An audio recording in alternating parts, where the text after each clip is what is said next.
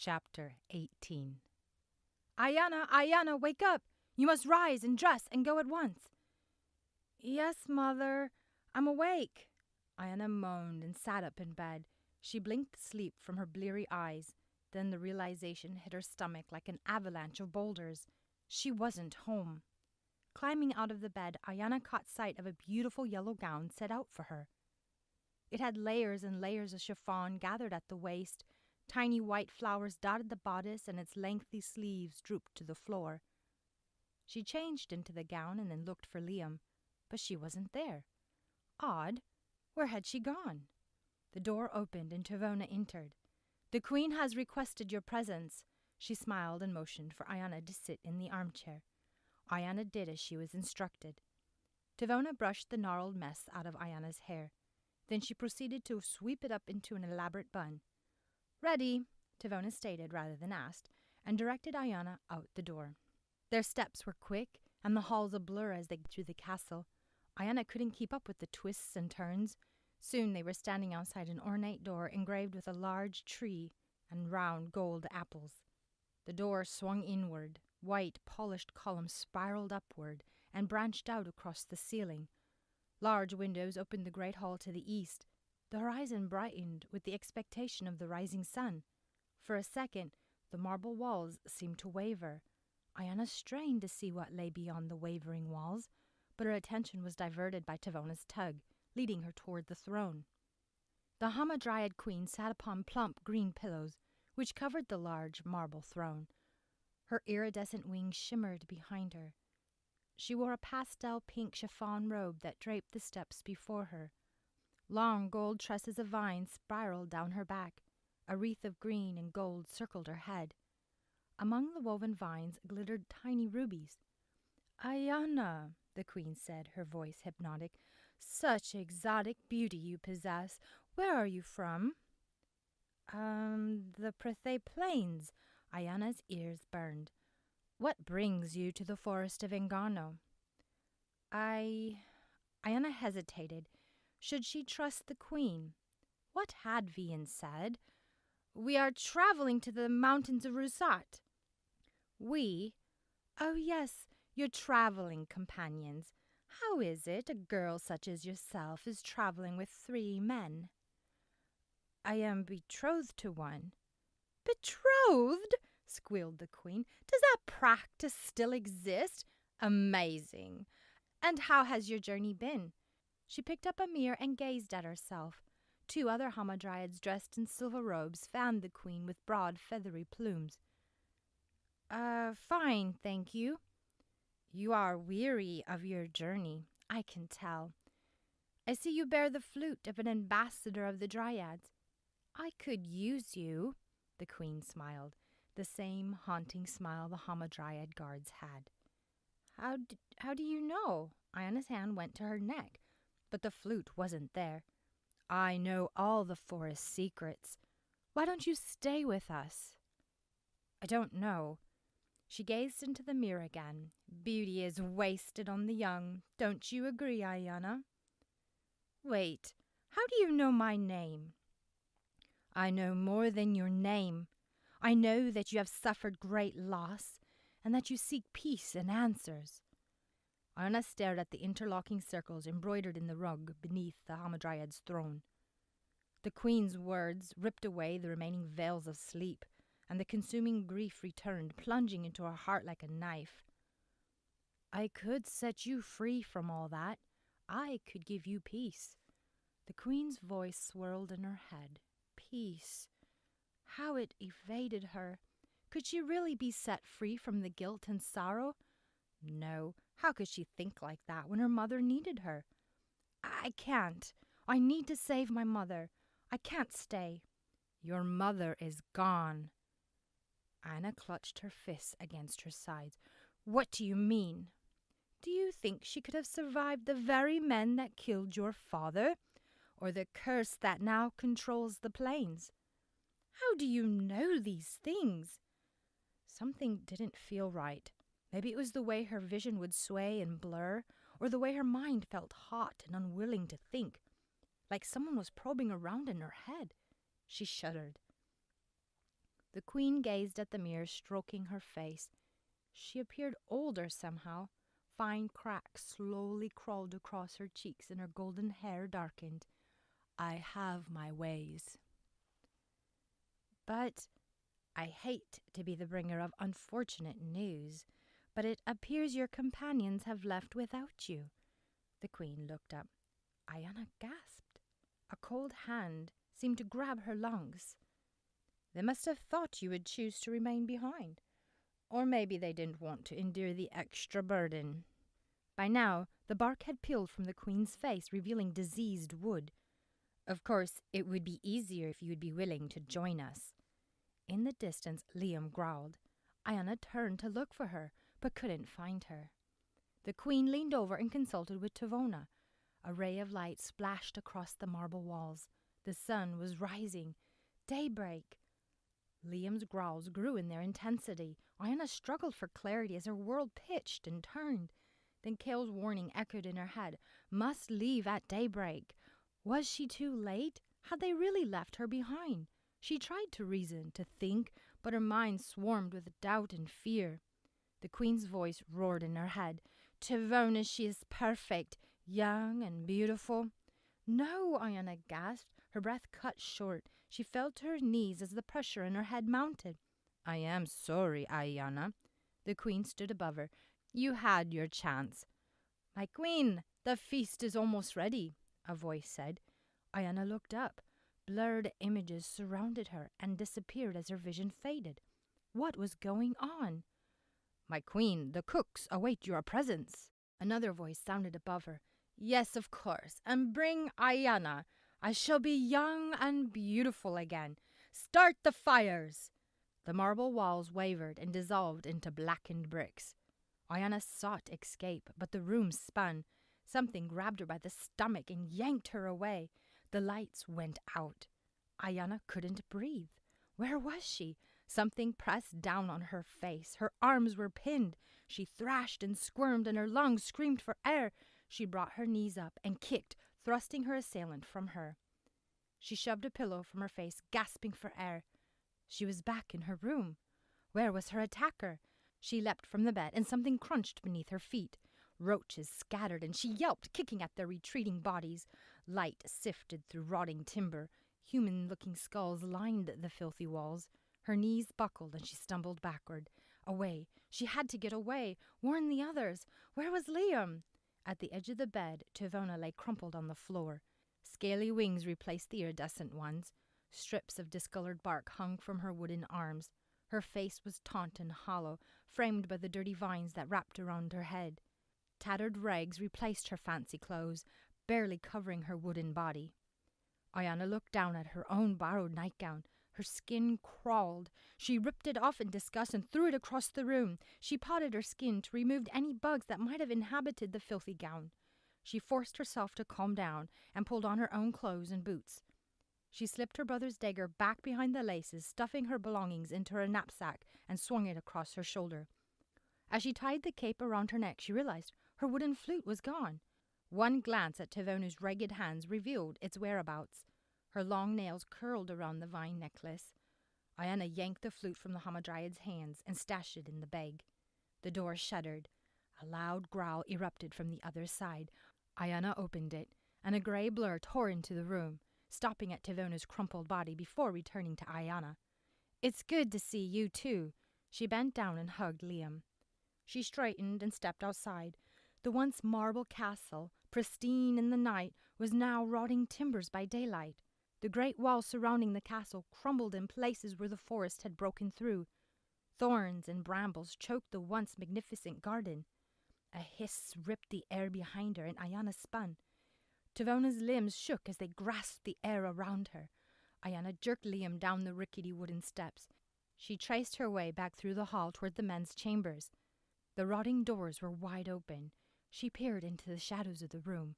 The cots were lined up against the wall, their bedding folded and untouched. They had left without her! Her hands trembled and her chest constricted. What would she do now? Where would she go? She fought back tears and darted inside the room. In the corner, she found Kale's longbow and a quiver of arrows. His knapsack lay next to the head of the bed. Certainly he wouldn't have left those behind. She swung the quiver over her back and snatched up the longbow. On the other side, Desmond's and Vian's gear sat against the wall. Once she had finished gathering everything except Vian's lumpy ball of clothes and blankets, she crept back through the halls, swaying underneath the clumsy load. Ayianna scanned the hallway. No sign of Tivona or any other hamadryad. Where would they have taken her companions? She staggered deeper into the castle, moving as quietly as she could under the weight of her burden. Most of the rooms off the corridor were vacant. Dead leaves and branches littered their floors. Nothing hung on the walls. It smelled like the decaying forest beyond its shabby borders. Liam scouted ahead and ducked into a room. Ayianna gritted her teeth. Foolish wolf, she should be more careful. Reaching the doorway, Ayianna discovered a darkened stairway leading down. She peered into the darkened hole and clenched her teeth.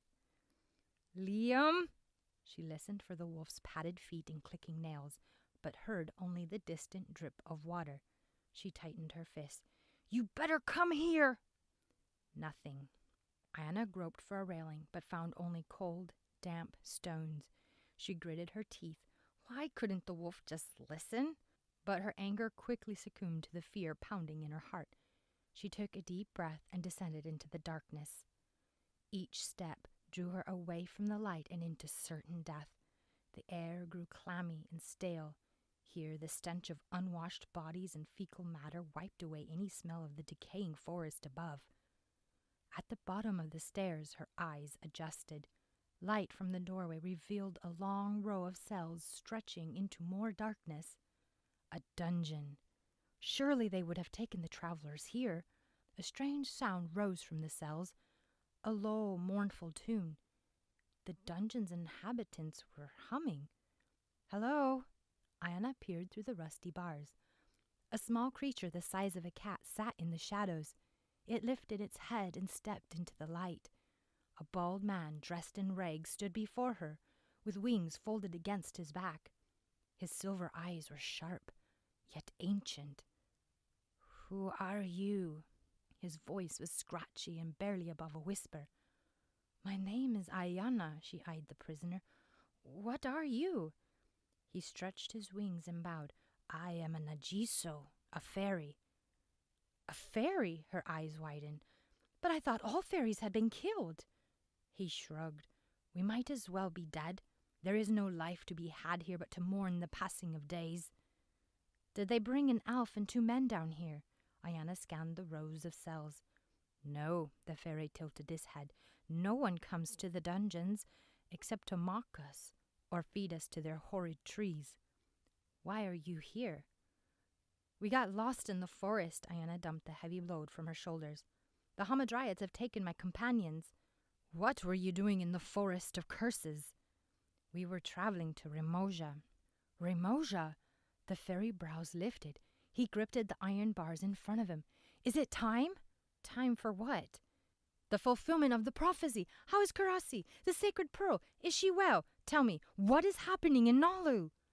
Well, Karasi has been kidnapped, and Dagmar's been destroyed. We are meeting the Guardian Circle. They should have the answers. Oh, the fairy sank to his knees. What is your name? I am Iloith. His eyes narrowed. If the hamadryads have your companions, they are in grave danger. These hamadryads have been poisoned by the forest. They eat people. They think they can prolong the life of their trees by doing so, but it curses them instead. Well, let's get out of here. Where are the keys? She glanced around the dungeon. A few broken benches and debris littered the floor, but nothing that looked like a key. Give me your hand. Aloith pressed his forehead against the iron bars and stretched out his arm. What? I will not hurt you. We have to hurry if we want to save your companions. Ayianna knelt. His hand, no bigger than a cat's paw, gripped her palm. Tiny blood vessels pulsed beneath his papery skin. He flinched, and his complexion paled. You have suffered great loss. His watery eyes wandered over Ayanna's face. It is no mistake you are here.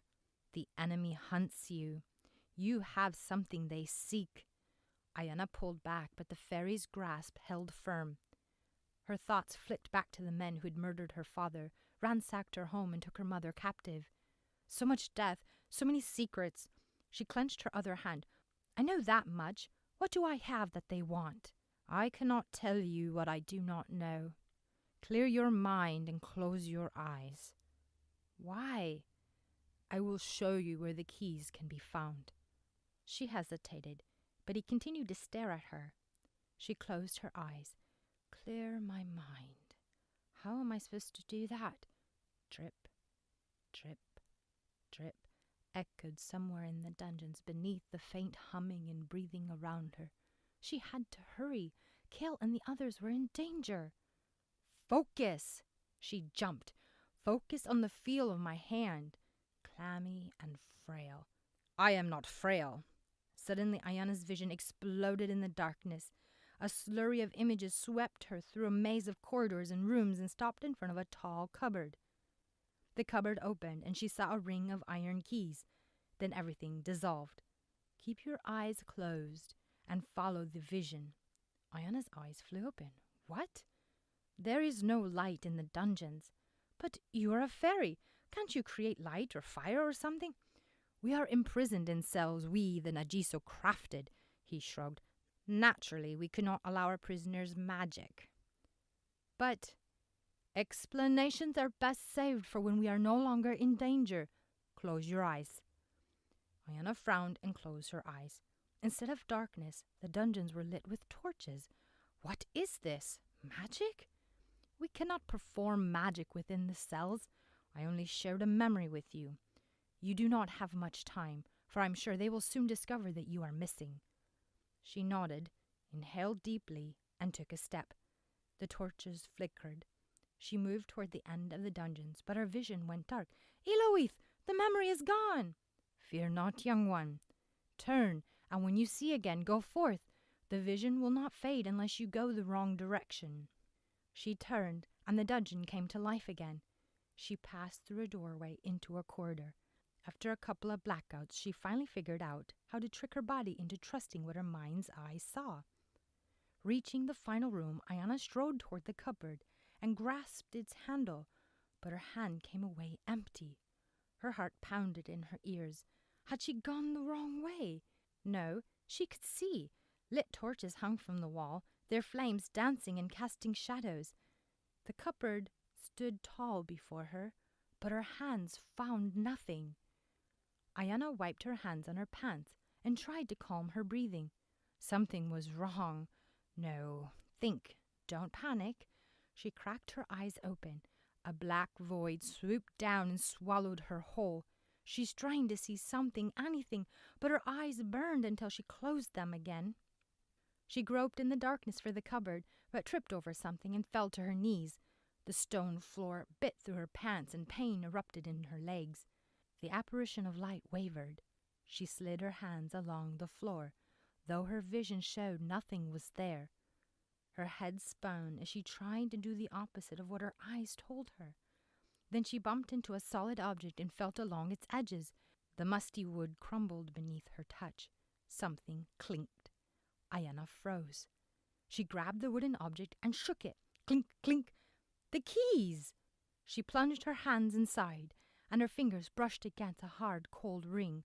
She seized it and pulled her hand from the decaying cupboard. The iron keys clanked in her hands. She did it! She had found them! Her chest filled with pride, and she raced back to the cells, keeping her eyes closed until she reached Eloith. Keys in hand, she darted to each cell and unlocked them all. Soon the dungeon fluttered with wings and excitement. She smiled. Perhaps it was a good thing they had come to Mandar. She sought Eloith and found him next to Liam, speaking to her in a strange language and stroking her fur. The wolf, who was nearly 3 times his size, sat on her haunches and wagged her tail. Ayianna gathered up her awkward bundle. Any idea where they have taken my companions? I do not know, but I would guess the courtyard where the Hamadryad trias exist, or perhaps they have now developed some other device to drain the flesh of its blood. Eloith! Forgive me, he dipped his head. The Nagiso will meet you in the courtyard, but first we must gather our weapons. I hope we are not too late.